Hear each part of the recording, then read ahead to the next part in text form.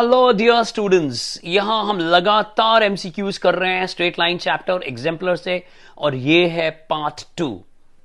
आइए इस क्वेश्चन को देख लेते हैं। The distance of the point of intersection between the given lines from this line. ये लाइन भी ओरिजिन से पास कर रही है और ये लाइन भी ओरिजिन से पास कर रही है, हालांकि दोनों का कुछ लेना देना नहीं है, यानी इन दोनों का जो पॉइंट ऑफ इंटरसेक्शन आएगा उससे हम ये डिस्टेंस जो है वो इस लाइन तक का डिस्टेंस फाइंड करेंगे। तो जल्दी से हम अगर इस लाइन को L1 ले लेते हैं और इस लाइन को L2 ले लेते हैं, आप डायरेक्टली सॉल्व करेंगे। याद रखिए, क्योंकि ये MCQ है, आप डायरेक्टली सॉल्व करेंगे। आइए दोनों लाइंस को सॉल्व करते हैं। मैं 5 को उधर ले जा रहा हूं, दूसरी लाइन ओरिजिन से पास कर रही है। आप चाहें तो एलिमिनेशन मेथड यूज कर सकते थे, बट मैं क्या करने वाला हूं कि मैं इसको 3 से और इसको 2 से मल्टीप्लाई करने वाला हूं। यहां पर आ जाएगा 6x 9y माइनस 9y और यहां आ जाएगा माइनस 15, whereas यहां आ जाएगा 6x plus 8y is equal to 0। ये बेनिफिट मिल जाएगा, माइनस माइनस, और यहां तो कोई फर्क पड़ने वाला नहीं। अगर मैं माइनस लिख भी देता हूं तो यहां minus 17y is equal to minus 15। y की वैल्यू जो आ जाएगी 15/17 आ जाएगी। x निकालने के लिए डेफिनेटली आप यहां ये वाली इक्वेशन को यूज करना, और ये इक्वेशन है x is equal to -4/3 times of y। मैंने पुट कर दिया है y को, और यहां पर है आंसर अब -20/17, क्योंकि 15 और 3 आपस में कैंसिल हो जाएंगे। सो जो पॉइंट ऑफ इंटरसेक्शन आ रहा है, मैं शॉर्ट फॉर्म में यूज कर रहा हूं, वो आ रहा है -20/17, 15/17। और अब हम लगाने वाले हैं distance from a point to a line. मैं बता दूं जल्दी से, ये फॉर्मूला होता है, जनरल फॉर्म होनी चाहिए। तो फॉर्मूला परपेंडिकुलर डिस्टेंस का होता है ax1 plus by1 plus c divided by √a² plus b²। नीचे तो ऑलरेडी पॉजिटिव होगा, आप मॉड सिर्फ ऊपर भी लगा सकते हैं। आइए देख लेते हैं कि हमारे पास यहां c तो है नहीं, क्योंकि c की वैल्यू तो यहां पर 0 है। a क्या है 5, और x क्या है, a है 5, x है -20/17, b जो है वो है -2, और साथ ही साथ y1 जो है वो है 15/17 डिवाइडेड बाय √5 का स्क्वायर और -2 का स्क्वायर। इसको ऐड कर देंगे, जो कि डिनोमिनेटर में नीचे आ रहा है 29, √29। देख लेते हैं क्या ऑप्शंस में सब जगह √29 है, ऐसा तो लग ही रहा है। और ऊपर हम कैलकुलेट करके देखते हैं, ये आ गया -100, ये आ गया -30, और ये आ गया 17। और अगर मैं इसका मॉड लेते हुए 130/17 √29 यूनिट्स, एक बार मैं इसको देख लेता हूं, अगर मॉड वैल्यू देख लेते हैं तो 130, यस, ये ऑप्शन ए जो है वो एक करेक्ट ऑप्शन यहां पर हमें दिखाई दे रहा है। आगे बढ़ते हैं। इस क्वेश्चन को देखें हम लोग। The equations of the lines which pass through this particular point 3, -2 and are inclined 60 degree to this line। यानी एक लाइन, मैं मान के चलता हूं कि ये एक लाइन है और एक दूसरी लाइन उससे 60 डिग्री का एंगल बना रही है, और ये वो लाइन है जो इस पॉइंट से पास कर रही है। तो इसकी इक्वेशन बताइए। और उन्होंने यहां लाइन के बदले क्या वर्ड यूज करा है, आर यूज करा है और लाइंस यूज करा है। ऐसा क्यों? क्योंकि यहां दो पॉसिबिलिटीज हैं। यूं भी ये भी तो 60 डिग्री बन रहा है, तो एक के बजाय दो आंसर्स हमारे पास यहां पर आने वाले हैं। तो आपको एंगल बिटवीन द लाइंस का फॉर्मूला पता है, tan theta is equal to mod of m1 minus m2 upon 1 plus m1 m2। अब m1 क्या है, slope of the given line. MCQ है, आप प्रेजेंटेशन कम करेंगे, मैं अक्सर ऐसा बोलता हूं। हो सके तो वीडियो को पॉज करके पहले खुद सॉल्व करने की कोशिश करा करें, और नहीं तो पूरा आंसर तो मैं यहां बता देता हूं, पूरा सॉल्व करके भी, और शॉर्टकट्स जहां जहां भी अवेलेबल हैं वो शॉर्टकट्स भी मैं बताते चलता हूं। तो आप देखिए, गिवन लाइन का स्लोप हो जाएगा minus coefficient of x over coefficient of y, यानी -3। यानी ये वो लाइन है जिसका स्लोप हमने निकाल लिया। थीटा, यहां पर angle between the lines, theta कितना दिया हुआ है 60 degrees. Let the slope of the required lines के स्लोप को m2 लेते हैं, और m2 के बदले मैंने कैपिटल M ले लिया। अब फॉर्मूला लगाते हैं, tan 60 degrees is equal to -√3 minus m upon 1 plus -√3 into m। अब tan 60 कितना है? √3। अब मैं जैसी मॉड हटाऊंगा, देखिए अब आपकी मर्जी, आप इतना कर सकते हैं, हमने पहले भी बहुत सारे वीडियोस में ये चीज़ बताई हुई है। आप दोनों माइनस को पहले पॉजिटिव लिख लो, ऐसा लिख लो, कोई फर्क नहीं पड़ेगा, लेकिन जैसे ही हम मॉड हटाएंगे हमारे को दो पॉसिबिलिटीज तो लेनी ही पड़ेगी। तो आइए आगे बढ़ते हैं। और यहां पर जब मैं लिख रहा हूं √3 प्लस m, और नीचे जब मैं मॉड को हटा के नीचे टर्म लिखकर यहां मुझे प्लस माइनस दो केसेस लेने पड़ेंगे। केस 1, पहला केस जब मैं प्लस ले रहा हूं, आप कुछ भी पहले ले सकते हैं, ध्यान से देखिए। एक सब्जेक्टिव क्वेश्चन को ऑब्जेक्टिव की तरह बनाया गया है, ध्यान से देखें। √3 ऐसा आ गया है।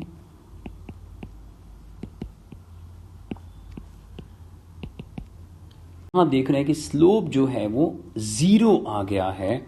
तो इक्वेशन ऑफ लाइन 3, -2, अगर मैं देखूं तो यही वो पॉइंट था 3, -2। तो आप देख रहे हैं कि स्लोप 0 है, और जब स्लोप 0 होता है तो line is parallel to the x axis, और जब भी line parallel to x axis होती है तो वो y is equal to y1 के नेचर में होती है। यानी यहां पर ये equation y is equal to -2, ऐसा करके देख भी सकते हैं हम, क्रॉस चेक कर सकते हैं कि भाई कहीं ऐसा तो नहीं है इनमें से एक इक्वेशन ऐसी है। हाँ, तो ज़्यादा चांसेस है कि आंसर इसमें से हो सकता है और इसमें से हो सकता है, ये दो पॉसिबिलिटीज हो सकती हैं यहाँ पर, क्योंकि y इज इक्वल टू -2 दिख रहा है हमारे को। आइए आगे बढ़ते हैं, दूसरा केस भी करते हैं हम लोग, जहां अब फर्स्ट के बदले सेकेंड केस माइनस के साथ करने वाले हैं हम लोग। यहाँ पर √3 प्लस m, और यहाँ माइनस आ जाएगा, -√3 और यहाँ प्लस हो जाएगा ये।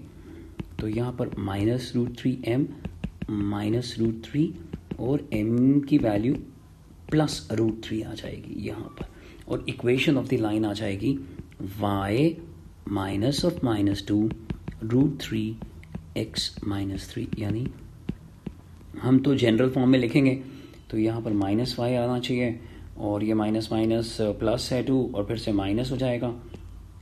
ये इस तरह की इक्वेशन देखते हैं कि ये दोनों का कॉम्बिनेशन है क्या।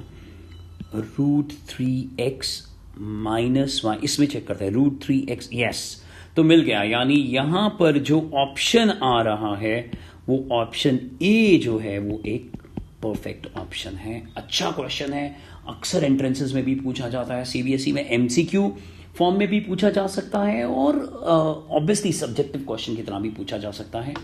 एनडीए और सीपीटी के लिए भी इंपॉर्टेंट क्वेश्चन है। आइए आगे बढ़ते हैं। इस क्वेश्चन को देखें, दी इक्वेशंस, इसमें भी एक से ज़्यादा लाइन पे बात हो रही है। Equations of the lines passing through the point 1,0 and are at a distance of √3/2 from the origin. समझ गए? यानी एक यहाँ पर एक कोऑर्डिनेट है 0,0 और एक लाइन इस पॉइंट से पास कर रही है 1,0 से, और उसका डिस्टेंस, यानी सिर्फ डिस्टेंस की जब बात हो रही है तो वो परपेंडिकुलर डिस्टेंस है। तो अब आप यहाँ देखें, एक के बजाय दो लाइंस पॉसिबल हैं, क्योंकि ऐसा भी तो हो सकता है कि यहाँ से एक और लाइन जा रही हो, ये देखिए, और उसका डिस्टेंस भी √3/2 हो। थोड़ा डायग्राम मैंने ऐसा बना दिया है, बट आपको समझ में आ गया कि एक के बजाय दो लाइंस पॉसिबल हैं, तभी उन्होंने ऐसा लिखा है। आइए सीधा क्वेश्चन पे एंटर करते हैं। 1 पॉइंट फॉर्म लगाएंगे, y -y1 के बदले डाल देंगे 0, m x -x1 के बदले आ जाएगा हमारे पास 1। तो ये जो इक्वेशन यहाँ हमें दिख रही है, ये दिख रही है mx -y -m is equal to 0। अब परपेंडिकुलर डिस्टेंस लगाएंगे, मैं यहाँ लिख देता हूँ, और आपको मालूम है परपेंडिकुलर डिस्टेंस फ्रॉम ओरिजिन क्या होता है, डायरेक्टली c/√a² + b²। ये मैं डायरेक्ट मेथड यूज कर रहा हूँ, आपको समझ में आ गया होगा। c का मतलब कांस्टेंट, और a और b x और y के कोएफिशिएंट्स होते हैं। तो यहाँ मैंने -m लिख दिया है, और नीचे x का कोएफिशिएंट यहाँ m है, y का कोएफिशिएंट -1 है, तो m² + 1, और यहाँ √3/2 दिया हुआ है। फिर से मैं माइनस अभी हटा रहा हूँ मॉड की वजह से, लेकिन जैसी मॉड को ओपन करेंगे दो केसेस हमारे पास आ जाएंगे, +- √3/2। अब एक और स्मार्ट वर्क, यहाँ पे दो इंडिविजुअल केसेस मत बनाइए, क्योंकि स्क्वायरिंग करनी है, तो जब स्क्वायर करेंगे तो ऑटोमेटिकली +- जो है वो प्लस में कन्वर्ट हो जाएगा, 3/4 आ गया है। ध्यान से देखिए 4m² is equal to 3 + 3m²। Examiner सिर्फ हमारे को चेक करना चाहते हैं, ध्यान से देखिए बड़ी बड़ी कैलकुलेशंस नहीं है, वरना ऐसे क्वेश्चंस में बड़ी कैलकुलेशंस भी आ जाती हैं। तो यहाँ m की वैल्यू ±√3 आ गई है। तो जो दो इक्वेशंस होने वाली हैं वो दो इक्वेशंस इस तरह से होने वाली हैं। एक में तो मैं प्लस लिख देता हूँ, तो ये हो जाएगा √3x - y -√3, और दूसरे में मैं माइनस लिख देता हूँ, तो जिससे कि ये आ जाएगा। और इसका कोई कॉम्बिनेशन देख लेते हैं, अगर कुछ ऐसा है तो देख लेते हैं हम लोग। एक में √3 + y, जी मुझे समझ में आ गया। अगर मैं इसको चेंज करता हूँ तो इसको लिखा जा सकता है √3 -√3। ध्यान से देखिए तो ये फर्स्ट जो है वो मैच कर रहा है। ध्यान से देखिए ये इस इधर आ गया, और जो बाद में लिखी हुई है इक्वेशन वो यहाँ ये दोनों माइनस को प्लस में कन्वर्ट कर दिया और प्लस को माइनस में कन्वर्ट कर दिया। तो यहाँ इस क्वेश्चन का जो आंसर है वो भी ऑप्शन ए जो है वो आंसर है। दोनों ये क्वेश्चन और इससे पहले वाला क्वेश्चन दोनों ही टिपिकल क्वेश्चंस मैं बोलूँगा, और एमसीक्यू के लिए आपको जल्दी जल्दी बस कैलकुलेशंस करनी है, और सब्जेक्टिव क्वेश्चन ज़रूर 3 मार्क या 3 मार्क से ज़्यादा का होने वाला है। Thank you very much. अब ये एक क्वेश्चन है जो मुझे लगता है एमसीक्यू के लायक है। The distance between the 2 lines, और ये दोनों लाइन्स पैरेलल है। ध्यान से देखो ये y = mx + c में है दोनों, और दोनों के कोएफिशिएंट्स मैच कर रहे हैं और दोनों का स्लोप एग्जैक्टली सेम है। तो जब कभी भी ऐसा हो, मान लीजिए अगर ये इस तरह से दिया होता, ये भी मैं आपको समझाता हूँ, अगर ये इस तरह से दिया होता तो बहुत ज़रूरी था कि अगर हमारे को एक शॉर्टकट लगाना होता है तो पहले m1 और m2 को सेम बनाना पड़ता है। बट यहाँ हम लकी हैं, दोनों में m जो है वो सेम है और जो y का कोएफिशिएंट है वो 1 दिया हुआ है।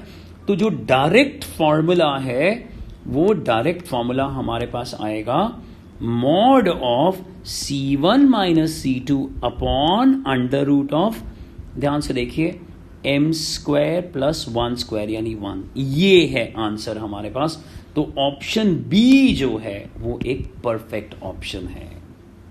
तो यहां हम पार्ट 2 को खत्म कर रहे हैं, छोटे छोटे वीडियोस के साथ लेकिन कॉन्क्रीट नॉलेज के साथ और हाई इंटेंसिटी क्वेश्चंस और शॉर्टकट्स के साथ हम लगातार आपके साथ बने रहते हैं। इस चैनल को सब्सक्राइब कर लीजिए अगर नहीं करा, ज़्यादा से ज़्यादा अपने दोस्तों रिलेटिव्स तक पहुंचाइए और बेल आइकॉन भी प्रेस कर लीजिए। Thank you very much. पढ़ते रहिए और आगे बढ़ते रहिए।